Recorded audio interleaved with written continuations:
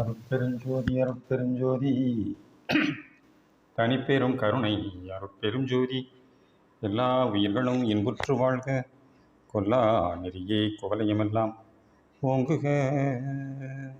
திருவருட்பிரகாச வள்ளற்பெருமான் அருளி செய்த திருவருட்பாவிலே அருட்பெருஞ்சோதி அகவல் ஒரு பதிகம். அதற்கு திண்டுக்கல் சுவாமி சரவணானந்தா அவர்கள் உரை விளக்கம் எழுதி வெளியிட்டிருந்தார்கள்.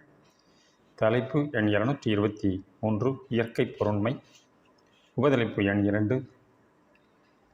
அருட்பெருஞ்சோதி அகவல் வரிகள் 1389 1390. இருட்கலை தவிர்த்தொழி எல்லாம் வழங்கிய அருட்பெருங்கடலே ஆனந்த கடலே. உலகில் உள்ள சமுத்திரம் கருநீல வண்ண தோற்றமுடையது. மங்கொழியிலும் கங்குலிலும் பேரிரைச்சலுடன் விளங்கும் கடல் அச்சத்தை உண்டு பண்ணுகின்றதாம்.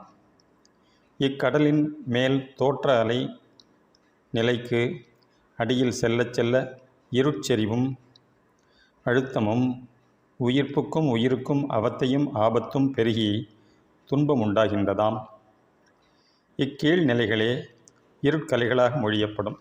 இப்படிப்பட்ட இருநிலை யாவும் ஒழிந்த ஒளிமயமான சுகானந்த நிலையமாக விளங்குகின்றதாம் இந்த அருட்பெரும் கடலகம். அருட்பெரும் கடலே ஆனந்த கடலே என்றதால் நம் அக அருட்பெரும் கடலின் இன்பானுபவம் விளங்குவதாம். இரவு வேளையில் அலைகடலை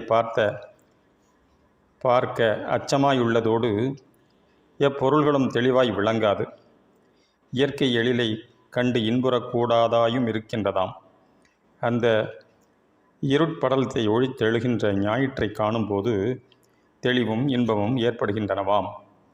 நம் அருட்பெரும் கடலில் அருட்ஜோதி விளக்கம் எப்போதும் இருந்து கொண்டிருப்பதால் இருட்கலை முற்றும் ஒழிக்கப்பட்டுள்ளதாகும். ஆகையால் இங்கு எப்போதும் அருள் இன்பமே நிரம்பி விளங்குவதாம். அருட்பெருஞ்சோதி அருட்பெரும் ஜோதி தனிப்பெரும் கருணை அருட்பெரும் ஜோதி தயவு